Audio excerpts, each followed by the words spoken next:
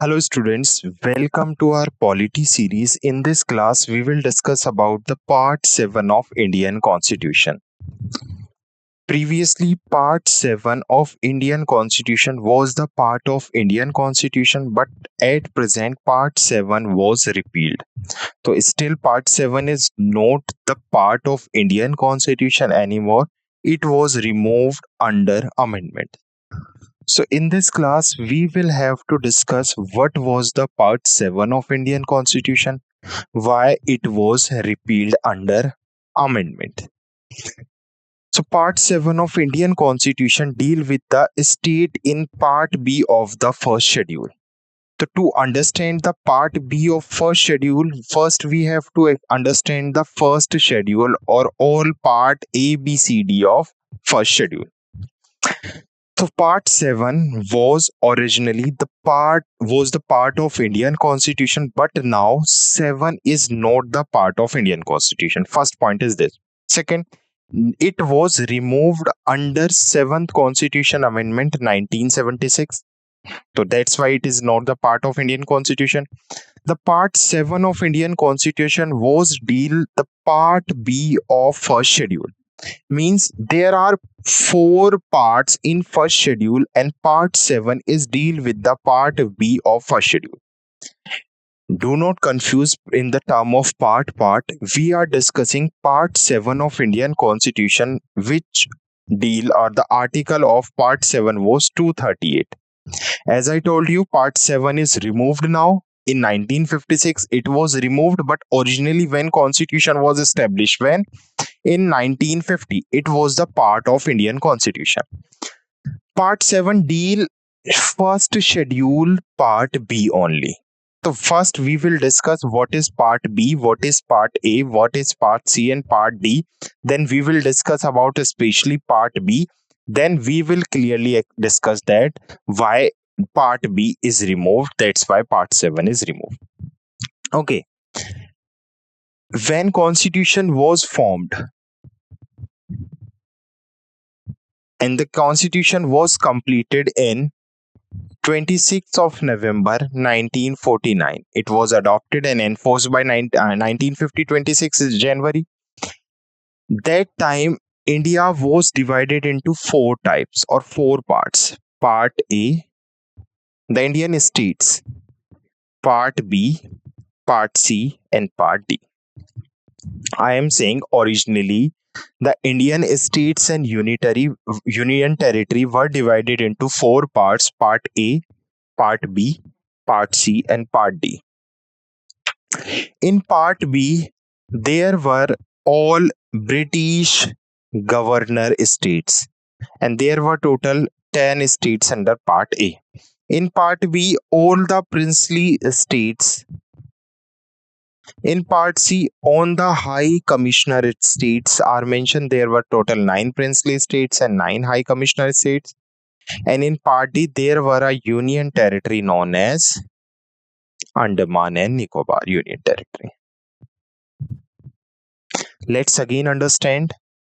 When Constitution was formed in 26th of November 1949, when it was adopted, there were 28 states in India.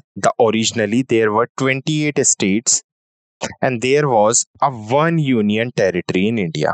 These 28 states and these 1 union territory was divided into 4 parts: Part A, Part B, Part C, Part D.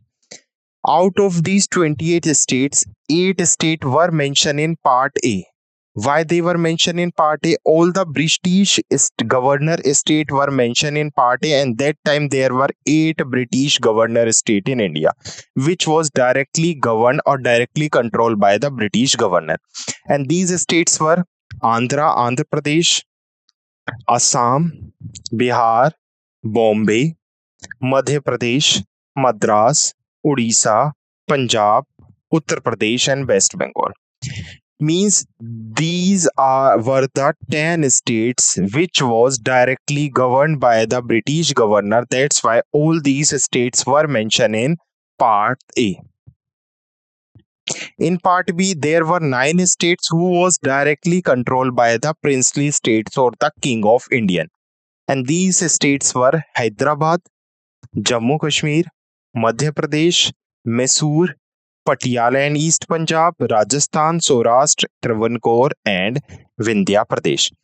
Means constitution was adopted in India, or constitution was about to implemented in India, but there were also 9 princely state in India which were mentioned in the part B. In part C, there were total 9 states which were directly governed by the British High Commission. And these states were Ajmer, Bhopal, Bilaspur, Korg, Delhi, Himachal Pradesh, Kutch, Manipur, and Tripura. And in part 4th, there was a union territory known as Andaman and Nicobar. So in part D, the Andaman and Nicobar Union Territory was mentioned. So my point is, when constitution was adopted in 26th of November 1949, India were divided into 28 states and 1 union territory. These 28 states were mentioned in different part according to their administration. Like in part A, there were total 8 states mentioned who was directly governed by the British governor. So on the basis of governance by the British governor, 10th state were mentioned in the part A of schedule first. Okay, in part B, out of 28, 9 states were mentioned. Those were governed by the direct princely or direct king of India. In part C, the 9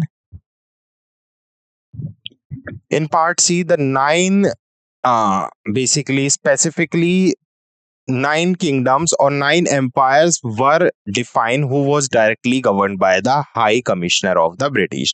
And in part D, a union territory, Andaman and Nicobar, were mentioned.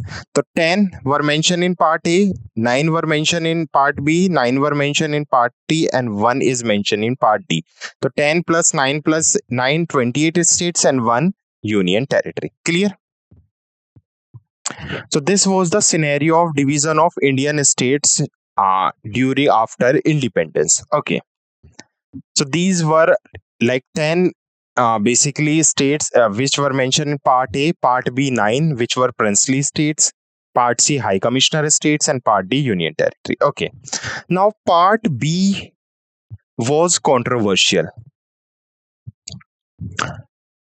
After when constitution was enforced in India, when our constitution was enforced on 26th of January 1950, constitution was enforced in India. And after the enforcement of constitution, the part B became more controversial. Why? What is the meaning of constitution? Constitution means democracy. Democracy means the rule of people, means the head of the state will be directly appointed by the people of that particular region. But in part B, there were 9 princely state mentions, means after the constitution implements, these 9 states were only deal by the princes. Means there were no democracy in these 9 states at that time. So now government was planned to make an act known as State Recognition Act. So in 1956, State Recognition Act was passed, and in this act, the whole 28 states and 1 union territory were merged, and completely 14 states and 6 union territory was formed. So out of 28 states and 1 union territory, after 1956, it was very controversial that a constitution is in India. Constitution means democracy. Democracy means the rule of people, means people will select their representative. But in part B, there were 9 princely states that were directly governed by the princes. So there were no democracy on these basically 9 states. So due to solve this problem, the state passed State Recognition Act or State Reorganization Act in 1956. Under this Reorganization Act, these 28 plus 1, 29 states and union territory were merged into 14 states and 6 union territories. These 14 states were Andhra Pradesh, Assam, Bihar, Bombay, Jammu Kashmir, Kerala, Madhya Pradesh, Madras, later name Tamil Nadu, Mysore, later name Karnataka, Odisha, later name Odisha, Punjab, Rajasthan, Uttar Pradesh, and West Bengal. And 6 union territory were Andaman and Nicobar, Delhi, Himachal Pradesh later became a state in 1971. Lakshadweep later became a state.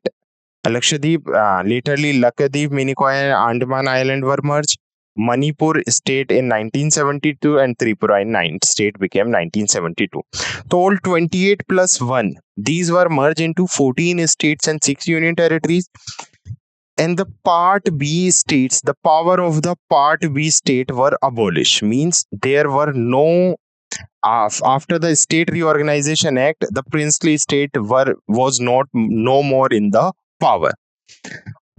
They cannot basically work as a prince. So all the states of Part B were abolished as we abolish all the state of Part B. That's why we remove Part 7 of Indian Constitution and it deal with the Part B of first schedule. Clear? Why Part 7 of Indian Constitution was removed and it deal with the Part B? Part B explain about the princely state and their rules. And after the State Reorganization Act, the power of princely state was abolished. That's why Part B of Indian Constitution, this part was removed. This part was removed means Part 7 of Indian Constitution was also removed. In which amendment or in which act does Part 7 of Indian Constitution was removed? So under 7th Constitutional Amendment Act 1956, the Part B as well as Part 7 of Indian Constitution was removed. It was removed under Part B and Part 7 of Indian Part B and under 7th Constitutional Amendment 1956. Clear? So this was the whole Part 7. It was a small part. There was a single article, the Article 238, which deal with the Part B, means the structure of the princely state. As after State Reorganization Act 1956, the princely state were abolished. That's why we removed Part 7 in 7th Amendment Constitution 1956. Clear? Okay. So now we will discuss about the Part 8 of Indian Constitution. So this in Part 7 we discuss about the Part B of first schedule. In Part 8 we will discuss. So Part 8 of Indian Constitution.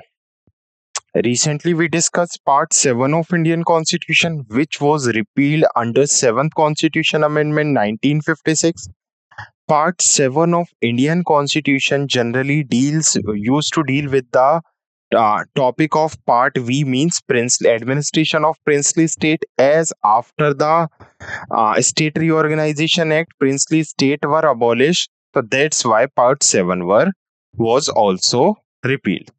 Now we have to understand the Part 8 of Indian Constitution, which deal with the administration and function of union territories. There are majorly 4 articles between 239 to 242. So Part 7 of Indian Constitution deal with the article between 239 to 242. What is the title of Part 8 of Indian Constitution? The administration of union territory. First, we have to understand the concept of union territory. Why or how union territories are formed. And third, when was first concept of union territory was introduced. The concept of union territory was first introduced in the State Reorganization Act 1956 when states and union territories were formed. The first concept was used under State Reorganization Act 1956. That time there were 6 original union territory of India. So initially there were 6 union territory after the State Reorganization Act. And first time the union territory concept was introduced. Why it is necessary to make union territories, or why union territories is made, and what is the difference between a state and union territory? First, let's understand why and how union territories is formed. Basically, union territories are those territories or those too small area which is or where there is very difficult to form a particular state, or where there is a very difficult to merge with this territory with another state due to its economical, cultural and geographical location. Let's suppose it is a state and it is a union territory. It is a small place, basically small territory, and this is a state. So it is not possible to merge this union territory with this state due to its economical condition, maybe due to political reason, or due to the geographical reason, and due to the tribal areas of that particular territory. The union territories are formed by those small or too difficult territories which are not able to merge with any surrounded states, or basically which are financially weak or are politically unstable area. If there is a political unstable area, if there is a financially weak area, that can be formed as a union territory. What is the difference between state and union territory?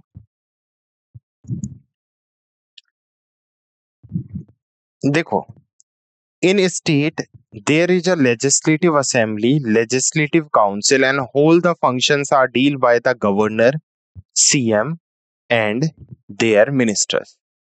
A part of some union territory, Delhi, Pondicherry, and Jammu and Kashmir, all the union territories are directly dealt by the President of India. The first difference is that state are governed directly by the state power like governor, CM, and ministers, but union territories are directly governed by the president, or they are directly the part of the president, or the administration are directly run through the center government.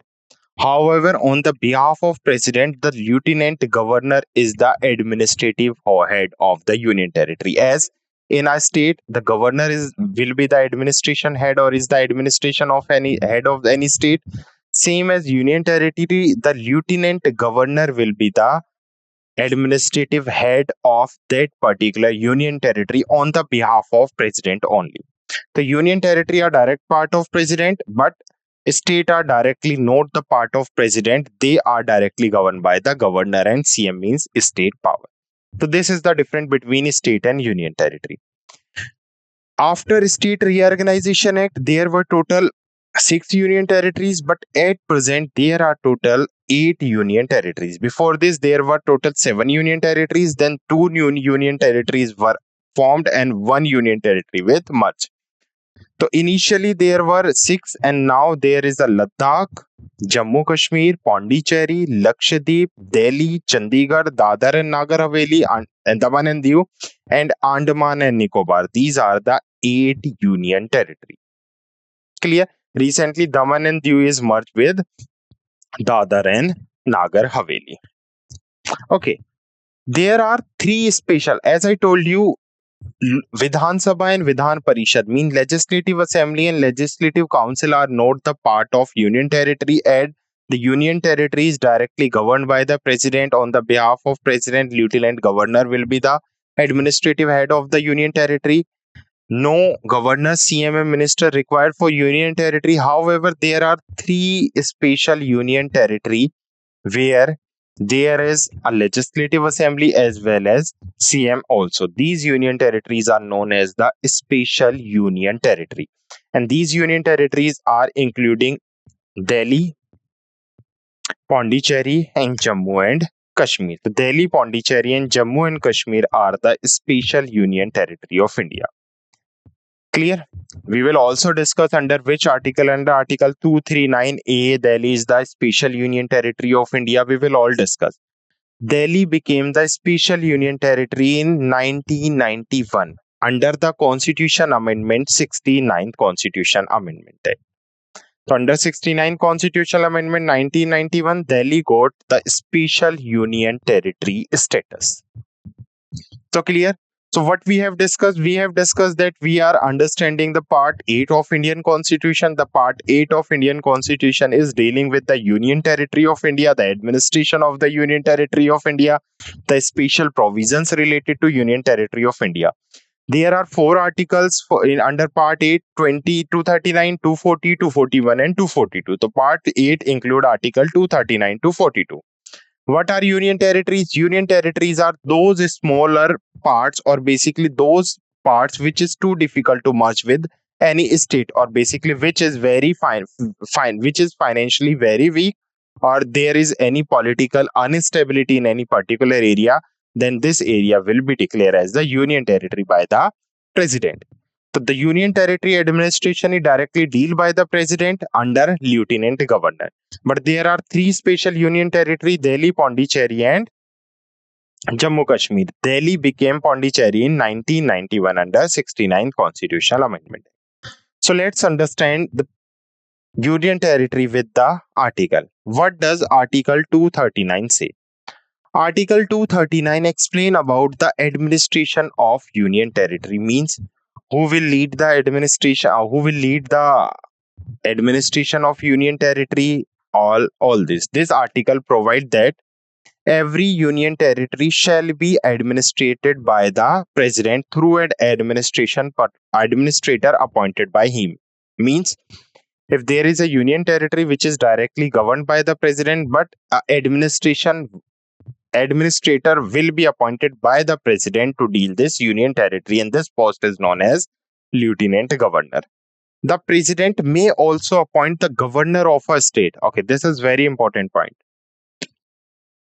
A part of lieutenant governor, if president want, president can appoint the governor of a state as the administrator of an adjoining union territory. If let's suppose there is a union territory which is just connected with a state, then the governor of that state also can work as an administrator for that special or particular union territory after the recommendation of president on. Then, so Article 239 explain about the administration of union territory. Now there is an article known as 239A. 239A, A, B, C, D capital letter explain that these articles were joined laterally. Clear? Okay.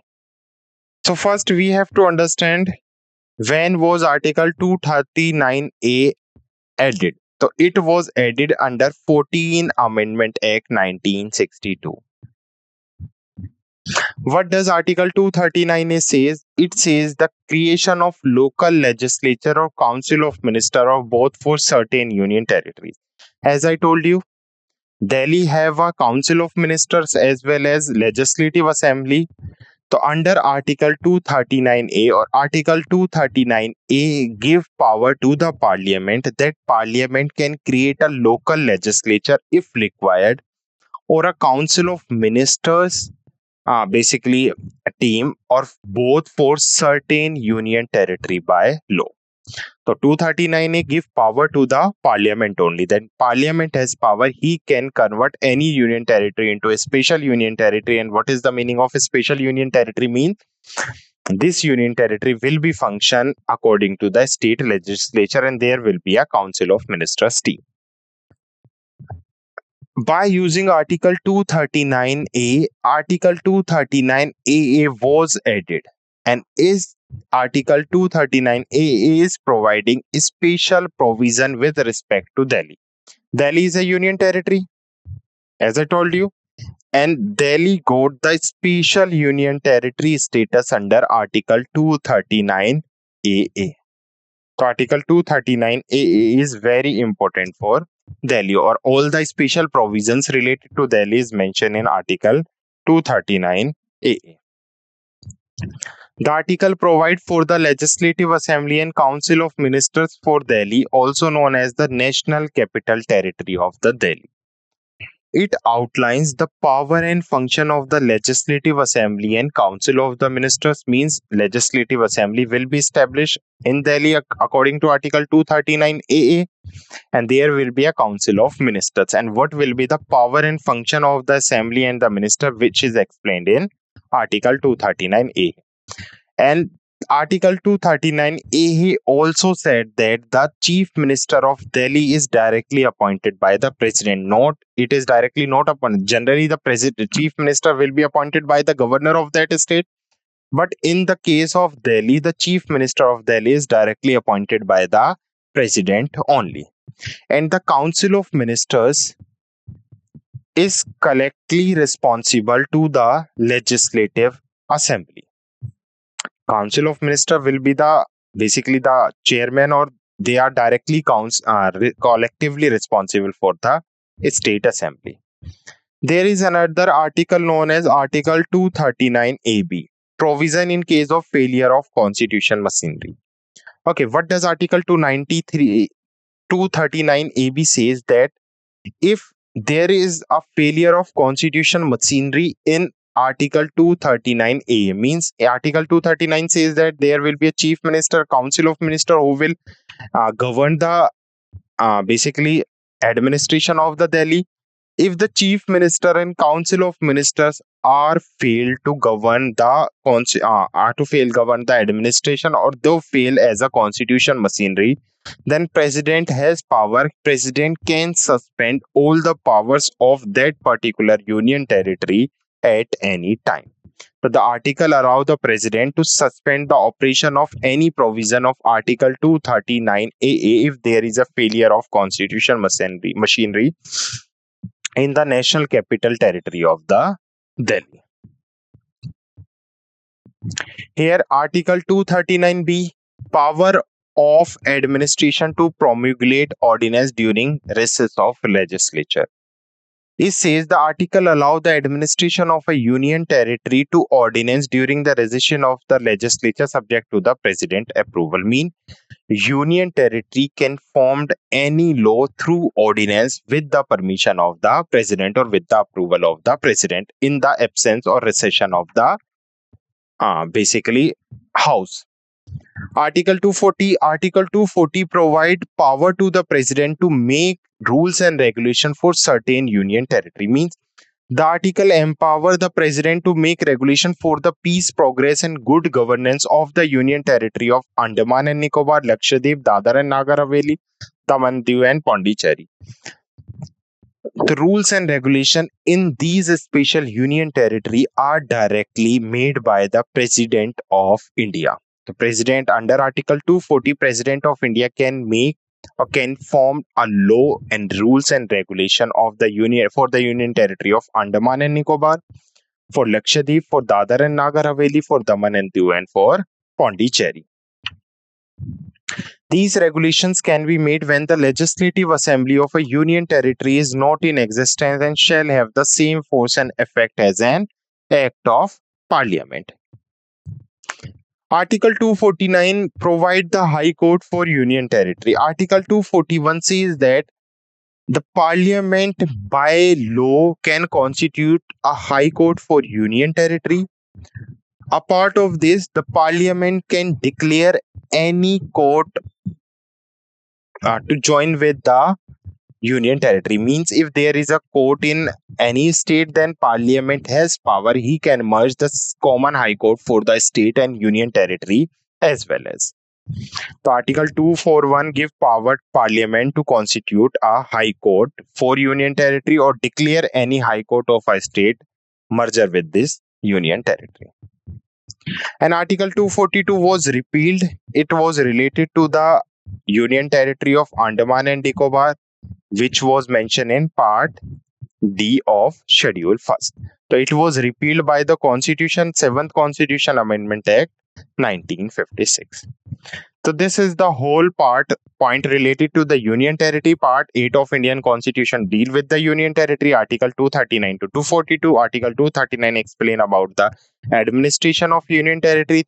239A special provision of union territory. 239A Delhi and 239AB, then president can dissolve Delhi administration. 240 give power to president that he can make law for special union territory, and 241 for the High Court of Union Territory. So I hope you understand this session. Thank you.